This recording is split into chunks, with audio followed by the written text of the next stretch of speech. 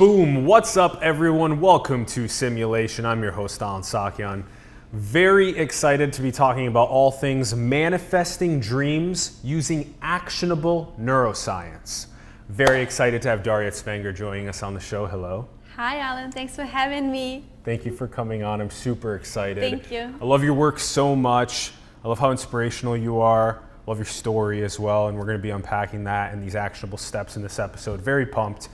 Let's give a background on Daria for those that don't know. The link's in the bio to her website, dariatsvenger.com, and there you can find more of her work as both a brain power speaker, as well as a mental health advocate, a social entrepreneur, and a social community builder, and more of these actionable steps. And we'll be talking about the dream sprint that's going on, where you can get involved in following these actionable steps. So, as we like to start our episodes with a very big history perspective on things, all right, humans find themselves now as stewards of Earth after a long period of evolution, and here we are in the exponential technology age. What is your current synthesis on the state of humanity? I think we are about to pivot, and we have this interesting time when we have lots of power, and we can decide where we want to shift. And I really believe that nowadays gives us this immense energy, and that whatever you put out, this is multiplied. And if you put out something that you don't want to, but you kind of still putting this out even unconsciously, this will be multiplied. That's why I think we see this contrast of enormous suffering and like enormous success and happiness and transformation, and I don't think that there are some people who should be blamed for that or something. It's just there is lack of awareness on how this works. So if more people will be given tools, I think we'll be like more happy humanity. That's my take for nowadays. That's so good, because it is such a lack of awareness, like you said, of knowing how to have these actionable steps in manifesting our dreams and what we want out of life in the short time window that we have here. Now, I want to follow up with that and ask, what would you say then is a key for us to understand that awareness that we have? You mean what is the key, like what is the actionable step that you can do to start to be awakened? Yes, yes. Lots of ways, actually, lots of ways. Every single spiritual learning and every single religion, all of them basically talk about one thing. And this one thing narrows down as to shift inside, look inside yourself, search inside yourself, and then you'll find. But for me, it's not so inspiring. Like, I was not inspired by the concept search inside myself, because I was like, what for? And when I searched it, I didn't find anything. I felt frustrated, and then I felt guilty that I didn't find it. So I think the first actionable step is just to be honest with yourself and to be non-judgmental with yourself. So the first step, I think, is acceptance of how things are, real acceptance, when you can just name things, you know? Because, for example, in psychology, when you talk to people and you kind of like experiencing a conflict, the first thing to do to alleviate this conflict is to name the emotions that people are experiencing. So if we can do the same for ourselves, name what we are experiencing, and by naming we're already acknowledging them, I think that's very powerful. And this is pretty actionable, because sometimes when you're just feeling overwhelmed of, you know, sadness and depression and all this stuff is real, you just can't go down feeling guilty about feeling that. But if you catch yourself on the acknowledgement, I'm this, I'm sad, I'm like mad, I'm angry. You can just be with that without feeling guilty of feeling this specific thing. So yeah. Interesting.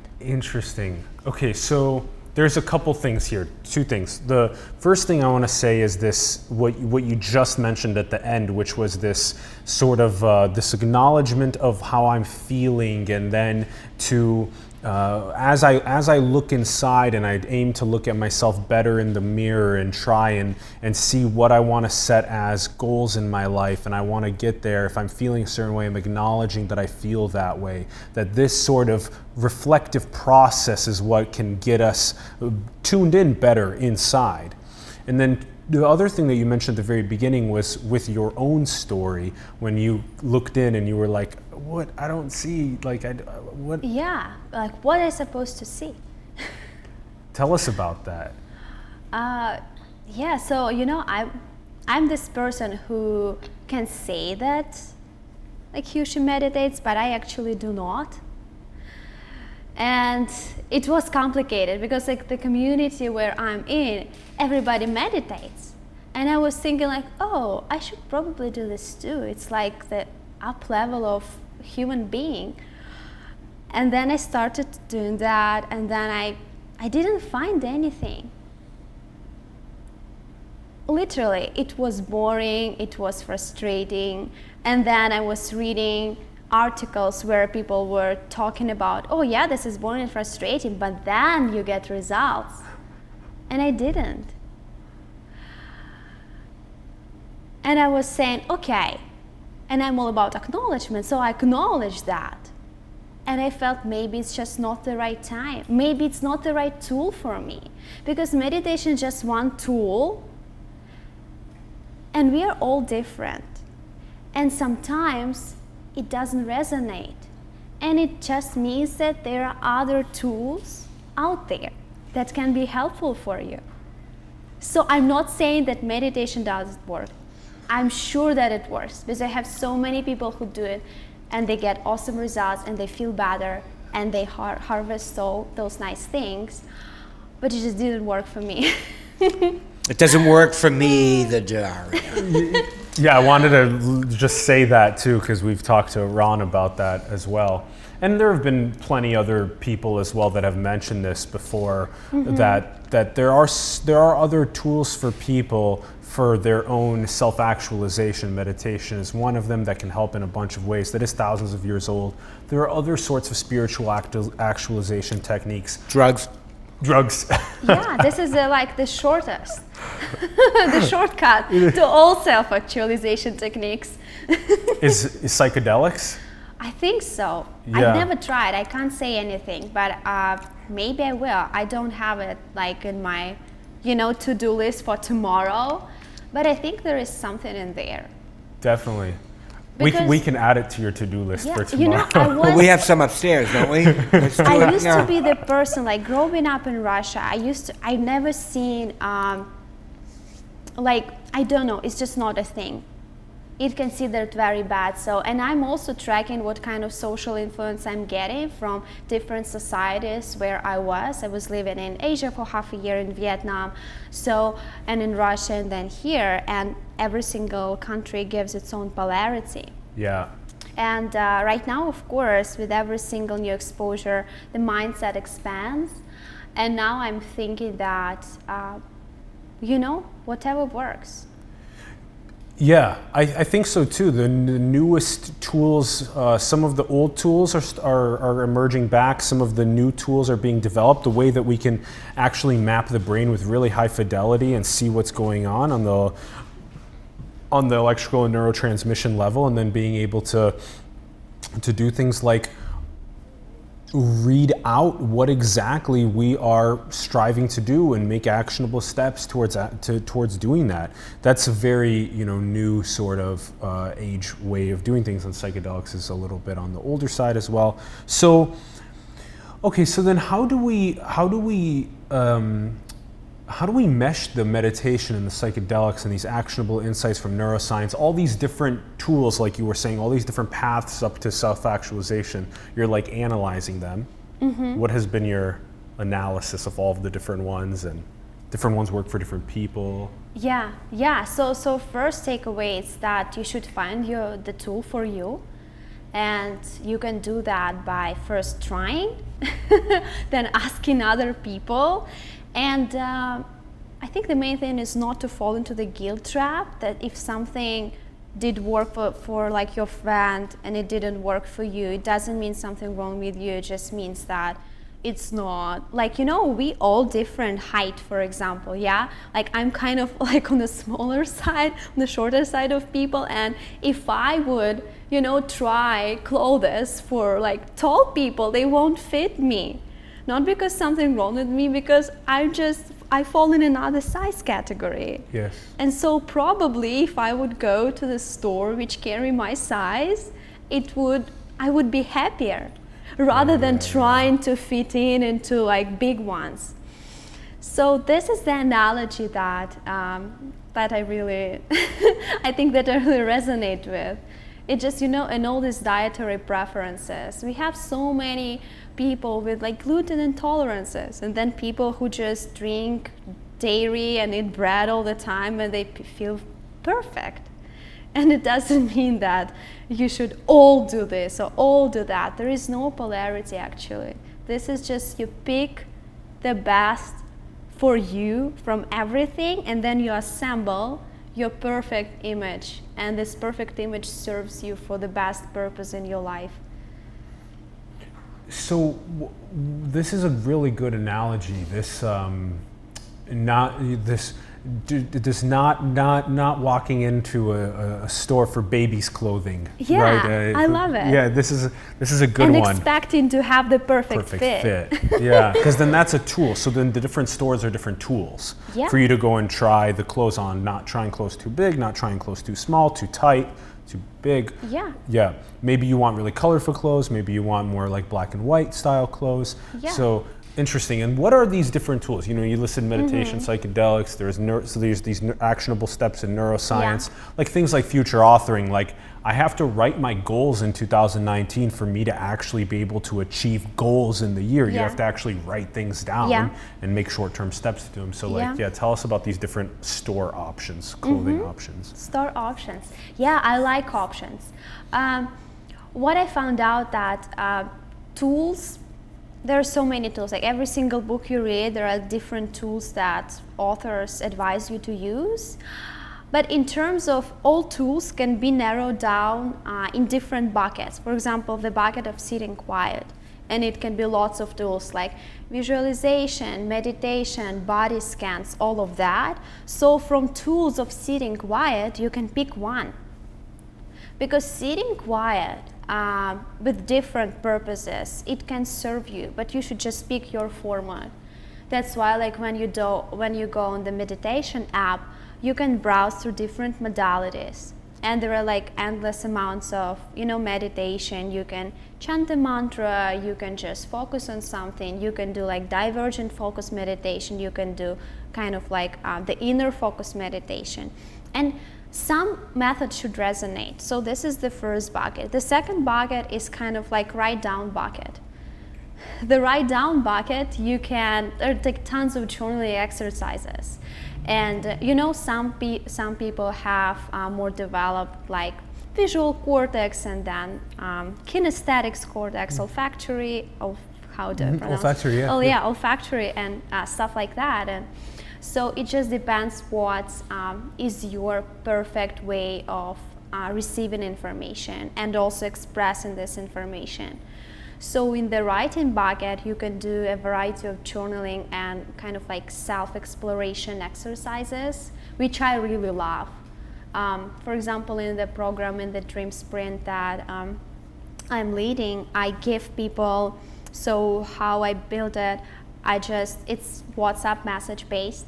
So every 3 days, you'll receive a WhatsApp message from me, audio message, like 15-minute long, where I'll explain some neuroscience research about, for example, a topic like limiting beliefs or like negative self-talk, but backing with the real stuff, how brain works.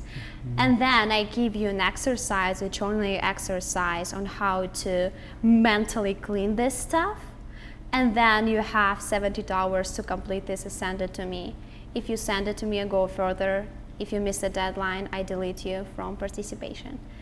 So this is the the write down stuff for me is huge, because this is how you can self-therapy yourself. This is your community building again with this process, because they have to complete these goals in the dream sprint that you send. And I like this one with the things like no negative self-talk, or catching yourself as you are doing negative self-talk and showing how it's backed by neuroscience. Yeah. And it kind of just it's like common sense. Like, I'm not going to sit there and dwell in misery and negativity. I'm going to figure out, okay, how is this making me feel? Okay, how can I get through this feeling? Well, I should probably write down like what I want to do and how I want to get it done, and go and do it, stand up, go for a walk, etc. You started listing, I like how you started listing both the writing and the buckets. What did you call them? Buckets. Buckets, yeah. So there's bucket of sitting still. And then, there's tons of different ways to sit still. Yeah. The most important key to not sitting when you sit still is to not have this with you. Yeah. Put this on silent, my God, that's turn it true. off, and have it away from you, and then just come and sit in a chair in a room and just look. Just look, or just stay quiet. Close your eyes, feel your body. There's so many different ways, like you were listing. Modalities. Mm-hmm. So Find it's buckets and modalities. Yeah. I like this. And then there's the bucket of writing and a bunch of different modalities for goal setting, or for long-term vision, short-term vision, the gratitude journaling, all these different. All these tools, and you also find the right thing for you. Yeah, because you're finding the right clothes for you, from the stores, from the right stores. Yeah, you're trying on the different modalities in the different buckets. You're trying them on.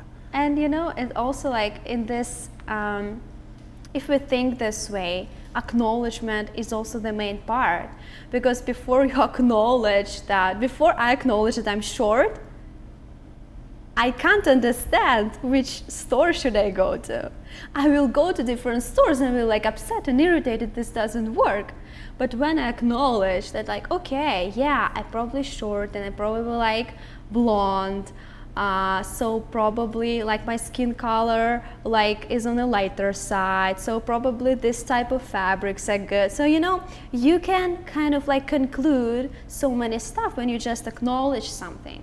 Like when you are angry, maybe it's not the perfect time to, call up the person you are angry with. Maybe you just acknowledge that you are angry, and then you understand that actually the strong emotion, it lasts biologically only for 40 seconds. Mm-hmm. And when 40 seconds done, you can actually reason yourself out. But if you act during those 40 seconds, you'll regret it, because it will be just a bunch of biological reactions, very primal, very like reptilian brain type of reactions. You just eat everybody. You don't think. So we want ourselves not to go this way, because we have this amazing prefrontal cortex that it's huge, and it gives us all this reasoning power, and we should use it. It's like, it's there for a reason.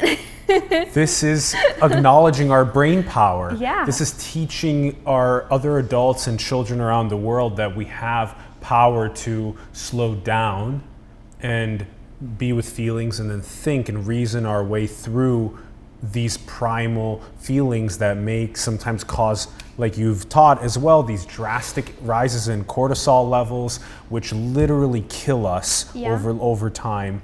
And we don't want to be a slave to these thought processes that are also, they cast a negative aura. They cast a negative aura around us to other people. Low vibration lows, and then you attract the same. Yeah, that's, yep. Versus when you're walking around more with a smile, expressing gratitude to people, all of a sudden you're seeing more positive things. There's a huge difference in the way that you can evolve. Okay, this is also as you were teaching about this, I'm thinking, like, what you did. What was it? You did it was cognitive neuroscience at Stanford for a year, right? Yeah, not for a year, for 4 months. For 4 months. Yeah. It was a 4-month program. Yeah. What were the things that you learned in that 4-month program around these dream sprints that you're which teaching? I implement. Yes. Yeah. So I pick stuff from different programs that I've attended. I've attended some programs with like Dr. Joe Dispenza. It was like in person He's so stuff. He's good because he's on the edge of like almost pseudoscience and real science. And you can't excel the real science without assuming that there is something more to that, which becomes pseudoscience for a real science world. So the main thing that really stuck with me from the cognitive neuroscience course at Stanford is that our memory is fake. And it's not pseudoscience. Before I've heard that, our memory is fake and we have fake memories, but I was putting it into the bucket of like mysticism and like esoterics. But it's a real thing that people study at like real universities. That there is Dr. Elizabeth Loftus, and her research is all about false memories. How we form false memories, how we fall into the trap of believing them. Well, and explain that. That's interesting. It is very interesting, yeah. Yeah, and it's very real. Well, where do they come from? You mean what they come from? False memories. Where do they come from? Yeah. That's a great question. So in most cases, they come from our tendencies to assume the likely outcome, and sometimes this likely outcome, it's not positive or negative. It's just something that we want to be. For example, post-traumatic stress disorder. So many things can add up to the traumatic situation that were never there. Yeah. But you were so attached and your emotions were so strong that you add up things on purpose. And actually, every time we recall any memory, we change it 10%. Every time we recall a memory, change it 10%. So all this research is used for interrogation processes in like federal agencies, because all of that is real. And interrogation process is when you retrieve a memory. Yes. And it's pretty important that this memory is not false. Totally. So they follow the process that allows them to do like the minimum of alterations. Yeah. To inspire minimum alterations. Yeah. Because they want you to be able to recall in high fidelity. Yeah. Yeah. In the interrogation process, can't you also do Inspire reverse effects? Yeah. Even though they want the truth, can't they Yes. also get you to confess something? For sure. Doesn't that happen as well? For I would sure. think that would be more common than an interrogation it. process trying to get the truth out of someone. They just want a confession, and they don't care how they get it. Yeah. I think I love conspiracy theories, so I love We do that. too. Because some of them are true. That's coming why. from Russia, that's what people talk about. Like, we have conspiracy theory on every single, Really? layer of life. Seriously? Yeah? Yeah, for sure. What's some of the most common ones?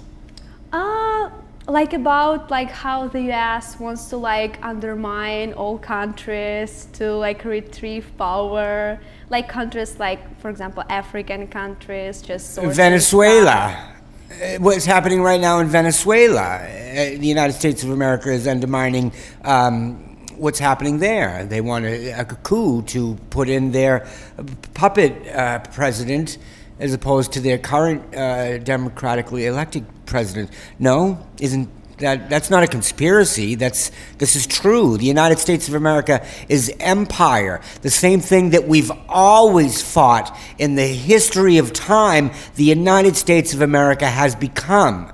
When we fought against the British to achieve our independence, we became that same entity. Yeah.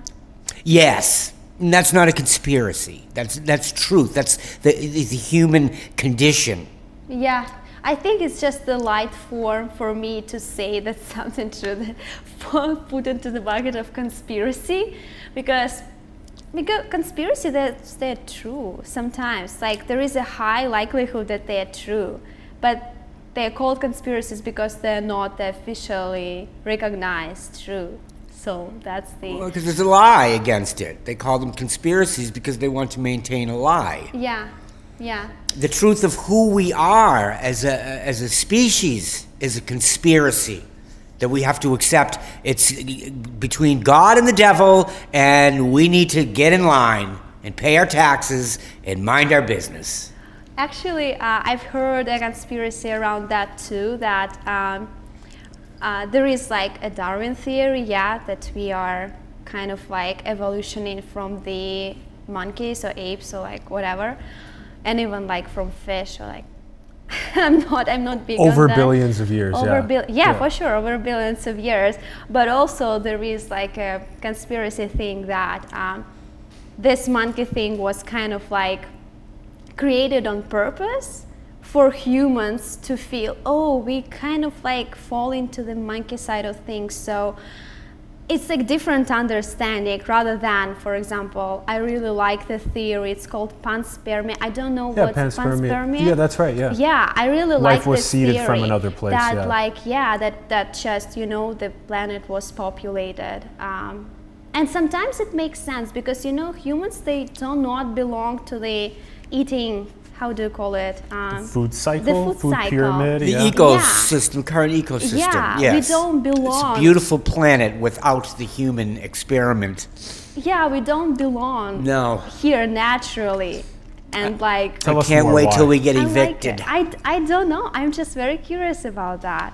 And also, I've heard. I was listening to Brené Brown, psychologist, neuroscientist. Yeah. She's awesome, and she's very well respected. So her stuff, when she talks about something, it's real. People I think she has influence on people, and that's good. And she was talking about this dehumanization process. When we dehumanize a person, we can do anything to this person, anything.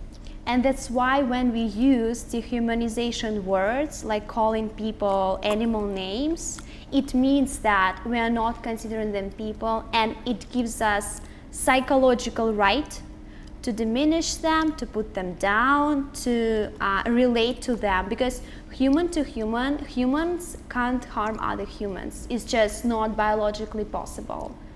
But when dehumanization happens, we can. That's right. That's right. So this is interesting that the basis of our existence is dehumanization. Like this is, I love apes and monkeys, no animal world is beautiful.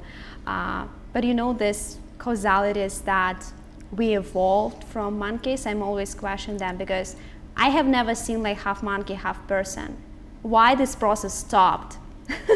Why like some portion of monkeys or apes, they evolutionized, and why we don't see right now any species who would be in this process? Yeah, there's a couple things that you brought up there that are very interesting to point at. Well, one of the things that you brought up is this constant curiosity for truth. Period. No matter what, no matter for different narratives, for a variety of opinions, and this is very important because you do want to be at the truth no matter what it is, and sometimes different stories can be put in place due to greed or corruption or money or whatever it may be. And so just to explain, it's very difficult for humans to try and take themselves out of their 25 or 50 or 75 year lifespan into a 1,000,000-year lifespan. This is very difficult for humans to wrap their mind around. Mm-hmm. So when you see the oldest texts and the oldest pieces of art that we have from thousands and tens of thousands of years ago, those are the closest things we have on just a 10,000 year level to what had happened over hundreds of thousands and millions of years prior to that. Yeah. So the artifacts are gone, which is making this very difficult process of figuring out who we are and how we got here. Yeah. But humans struggle so much with taking themselves out of their 25, 50, 75 year lifespan into the past and into evolution and being able to understand that process. Now, whether it's panspermic or whether it be evolutionary here on Earth, just over several billions of years, it's a very exciting thought experiment to be able to aim to wrap one's mind into and around.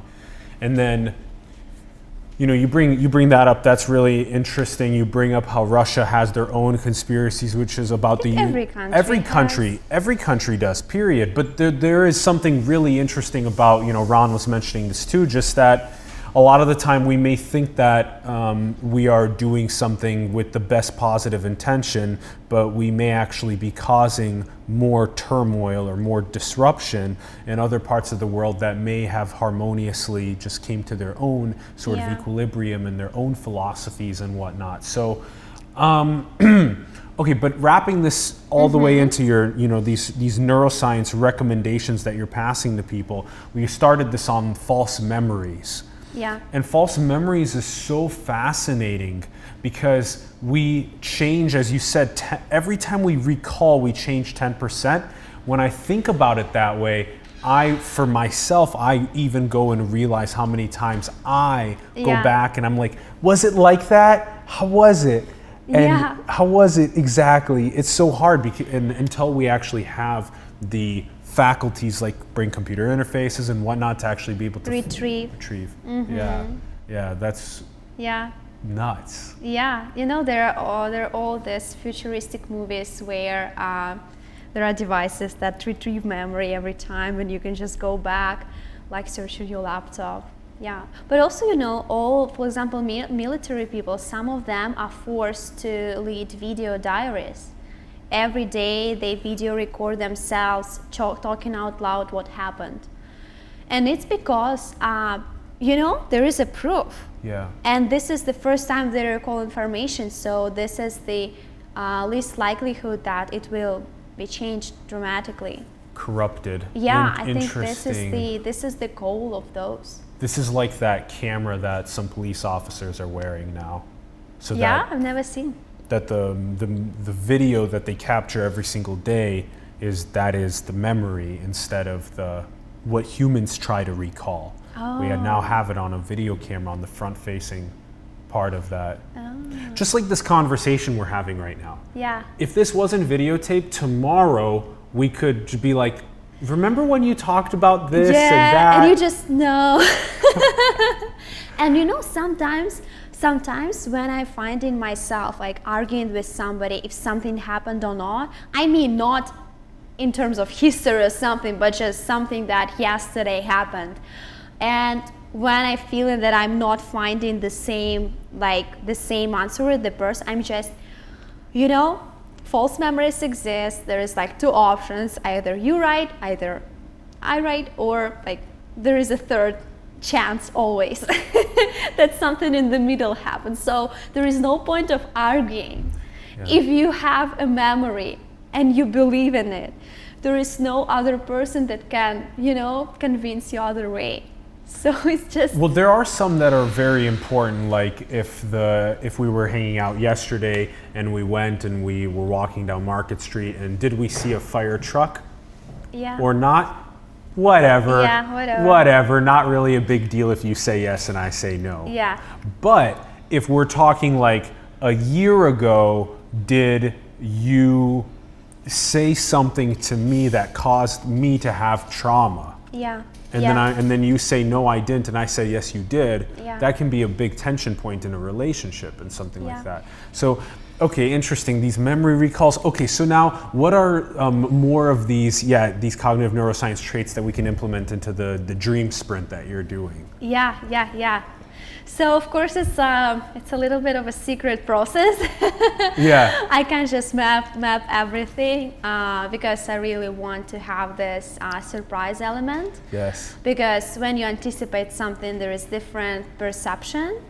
And for example, actually the Dream Sprint started this Saturday. Yep. And I have 95 participants. 95. Yeah. That's awesome. Yeah, because first 10 days are free, like Yep. completely free, and you can get like really good value from even following this for 10 days. But the whole thing is around like 35 days. Yep. And every 3 days there is a new challenge. Yep. And I'm really a little bit scared to come back today to my apartment because I have a second phone for that, like second device. Yes. And today and tomorrow is the deadline, so I bet how many 95. things should I check today. So it will be quite a ride, but I already got so many kind of like assignments done yesterday that people just were like so excited to do that because finally they gotta do something. And we have the deadline. It kind of like makes them do this thing, and then they feel good about themselves. Yes, that's right. So this is this interesting human nature that until we are forced to do something, we actually tend to like postpone things. Totally. And it's totally normal. Totally. Like postpone things forever. Yeah. And sometimes something lies in the forever bucket. That's the procrastination. Yeah. But you really want to push people out of the forever bucket for their most important dreams. Don't put those in the forever postponing bucket. Yeah. How do you make the actionable items to get to your main dream, your main dreams? To your main thing? Yeah. That's very interesting. So with 95 then people, it's cool because you get to see them complete these. It's like a psychological experiment. You know, some people, for example, I just did this a set of audio messages and just wrote down an assignment, and a couple of people did them like in 3 hours. And they were like, they take a couple of hours to do. So some people just do something right away. I bet 95% of people will do it like 30 minutes before the time of the deadline. Me too, actually. Me too. I do this all the time. And it's also like very interesting. Depends on how much you really want to do the thing. Because if your activities are really interesting, I'm going to do them right away. Yeah. You know? Yeah, but the deadline is still, True. it's still like 2 days away. So I think, I just did whatever. Yep. So I'm really curious how this first things goes, because I bet every single challenge will cut off some people, and I'm totally prepared for that. It's totally fine. Like my projections, maybe like 15 people will go till the end.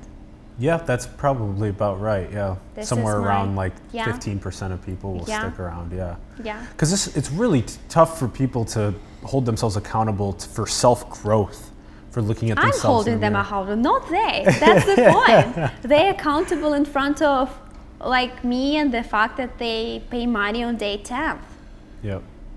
And if you just paid money and didn't do the thing, you just delete it and you waste. It's a huge psychology experiment, like you're saying, and you get to see how people grow over a 35-day period with these skills. So then you're constantly researching new ones as well, these new recommendations to send them again in maybe the next month. If you do this again, the Dream Sprint in the spring, in the summer, no, it's in a the fall. one-time thing. But then then you can do it on your own. Yeah, but then you can come up with new activities as well. Yeah, but I don't plan to for that. I plan really narrow this down. One time. Yeah. Interesting. You do it one time. It's literally this process. It's not just random things. Yes. One assignment after another is like very logical. You can't change something because it won't be cohesive. In an order, it has to be done in the order. It has to be done in the order. Because it helps you to narrow down things that you really want.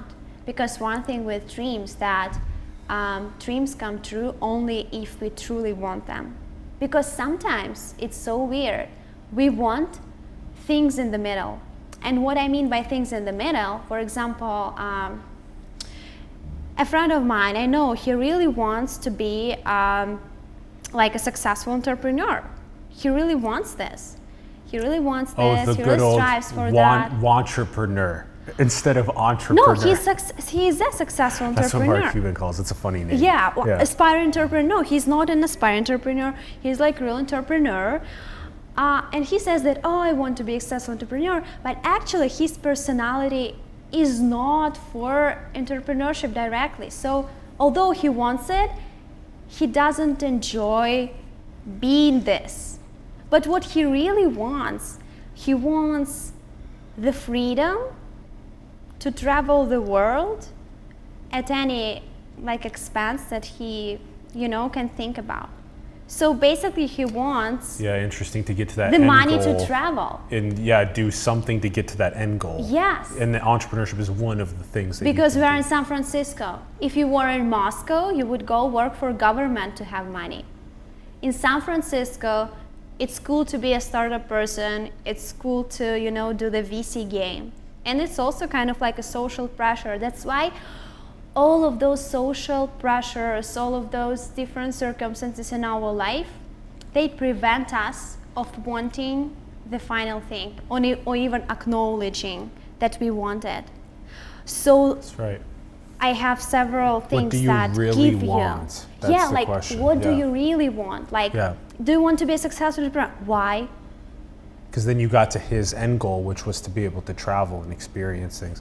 So you gotta, like you said, what do you really want? So you gotta get to the end, and then you have to, what are your short-term steps to get to that end? Because you, like you said, in different parts of the world, you would pursue it differently. VC, government. Whatever. Yeah. Art, So this is the major Interesting. thing that I found, that why people don't have their dreams like come true, because they want something they don't want. This is like our brains are not designed to have a conflict. When we have a conflict, like conflicting information in our brain just, I don't care about this. No, I'm not working on that. You better decide what's the priority, and then I'm working on that. Because it's also like this, like we hear everywhere about clear intention. Should be clear on your intention, like Joe Dispenza always says that clear intention with positive emotion creates this and that. But then you hear that, and for example, for me, it didn't land like right away. I was like, clear intention, like I have a clear intention. I have it, but I didn't. I wanted this like middle goals, and the beauty of dreams rather than goal setting. And goal setting, I always love goal setting, but goal setting is rather like what I need to do, and dreams are like what I want. So this is this subtle difference between goals and dreams. So dreams has this like airy space within them that can align circumstances in a billions of different ways to bring you from point A to this clear intention within your dream. And for goals, you create steps yourself. For dreams, you are not who creates the steps. You are not consciously creating the steps. So this is the beauty. Does it, wherever this idea or this dream, this long term comes from through us, and then the subconscious takes over for the short term goals to get to this long term dream or idea? Dreams can be not long term. Dreams can be very short term. For example, months. A great example of, and dreams can be small. So we hear all these messages, dream big. If you dream about something big. But actually it's not, those dreams, you can't, in order to build this muscle of getting in tune with your dreams, you should dream small. Because sometimes you want, and by small things I mean, for example, like you want to meet this and that person. I don't know, celebrity crush, whatever. And it's not a goal where you can, first I do this and this. For this thing, circumstances should align. And however hard you try, it's not the thing for which you try hard. It's thing that either happens or not. And you're not the one who builds, the ideal set of steps to manifest it. Yeah, so whether it's short-term or long-term dream, you're not building the steps to manifest it. It's coming through you. It's more practical in terms of every single day we make like 30,000 decisions. Yeah, it's a lot of decisions. A lot of decisions, and how many of those are we consciously making? Yeah, we are consciously making like a tiny bit of those, but all of these decisions that we make are kind of like unconsciously, not even subconsciously, just like unconsciously, automatically. Our brain has already its programs to decide, and our brain has a destination where it goes. And you're either aware about that destination or either not. God, this is a whole nother episode of conversation. This last part is so interesting. So there's an autonomic nervous system that's doing the heartbeats and the eye blinks and et cetera, and then temperature regulation, temperature regulation, this homeostatic capacity, et cetera, and then there's this unconscious further with. Even with our dream and the short term, this long term, these steps along the way, sometimes, I guess, where did this show and where did your speaking and well-being advocation come from? Did it come from somewhere else through you? And I just had clear intention. I really know that I wanted. I really knew that I wanted. I did the process. But where did it come from before you knew that you wanted it? Before I knew that I wanted, I always loved to be on stage. I hosted like events for like 3,000 people in Moscow, in like one of the largest venues in Moscow, and I really enjoyed it.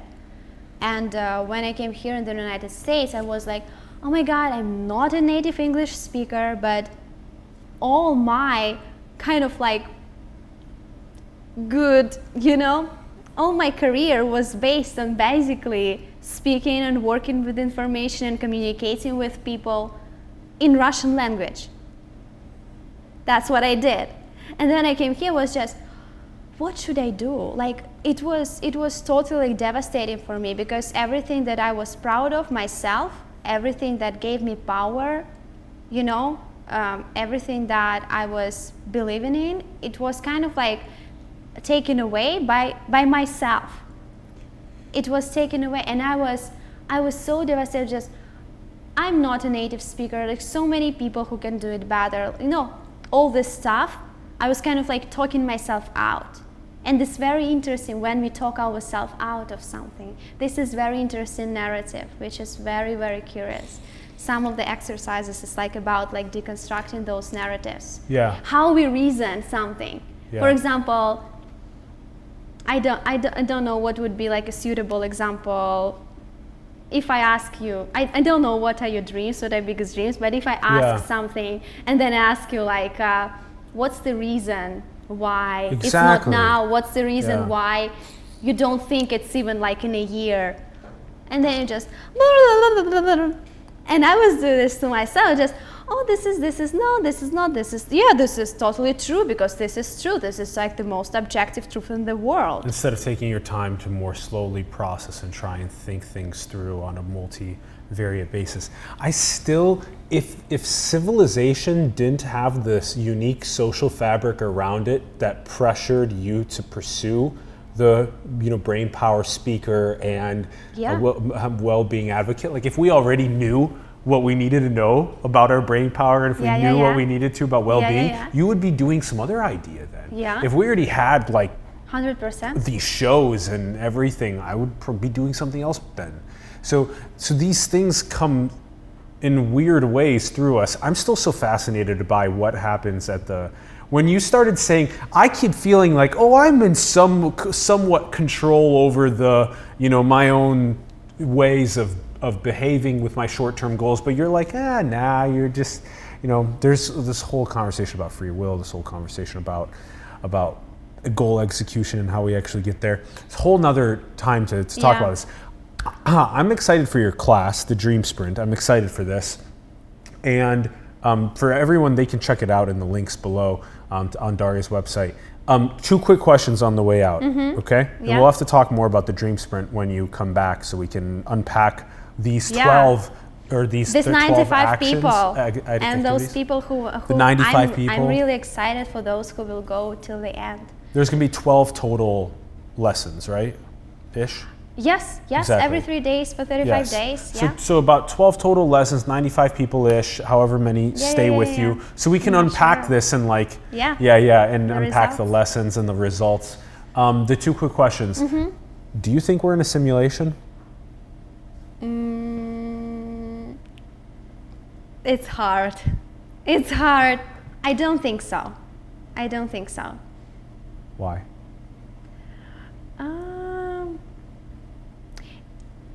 It's just, how do we define simulation?